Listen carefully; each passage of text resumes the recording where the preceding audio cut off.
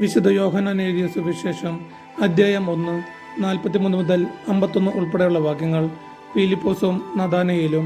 പിറ്റേ ദിവസം അവൻ ഗലീലയിലേക്ക് പോകാൻ ഒരുങ്ങി. ഫിലിപ്പോസിനെ കണ്ടപ്പോൾ യേശു അവനോട് പറഞ്ഞു, എന്നെ അനുഗമിക്കുക. ഫിലിപ്പോസ് അന്ത്രയോസിന്റെയും പത്രോസിന്റെയും പട്ടണമായ ബെത്സാദയിൽ നിന്നുള്ളവനായിരുന്നു. ഫിലിപ്പോസ് നഥാനയേലിനെ കണ്ട് അവനോട് പറഞ്ഞു, മോശയുടെ നിയമത്തിലും പ്രവാചക ഗ്രന്ഥങ്ങളിലും ആരെപ്പറ്റി എഴുതിയിരിക്കുന്നുവോ അവനെ, ജോസഫിന്റെ മകൻ നസ്രത്തിൽ നിന്നുള്ള യേശുവിനെ ഞങ്ങൾ കണ്ടു. നഥാനയേൽ ചോദിച്ചു, നസ്രത്തിൽ നിന്ന് എന്തെങ്കിലും നന്മ ഉണ്ടാകുമോ? ഫിലിപ്പോസ് പറഞ്ഞു, വന്നു കാണുക. നഥാനയേൽ തൻ്റെ അടുത്തേക്ക് വരുന്നത് കണ്ട് യേശു അവനെപ്പറ്റി പറഞ്ഞു, ഇതാ നിഷ്കപടനായ ഒരു യഥാർത്ഥ ഇസ്രായേൽക്കാരൻ. അപ്പോൾ നഥാനയേൽ ചോദിച്ചു, നീ എന്നെ എങ്ങനെ അറിയുന്നു?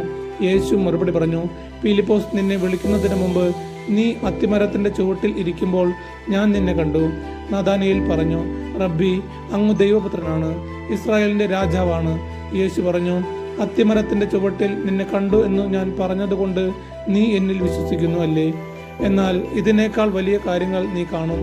അവൻ തുടർന്നു, സത്യം സത്യമായി ഞാൻ നിങ്ങളോട് പറയുന്നു, സ്വർഗം തുറക്കപ്പെടുന്നതും ദൈവദൂതന്മാർ കയറിപ്പോകുന്നതും മനുഷ്യപുത്രന്റെ മേൽ ഇറങ്ങി വരുന്നതും നിങ്ങൾ കാണും. നമ്മുടെ കർത്താവായ യേശു മിശിഹായ്ക്ക് സ്തുതി.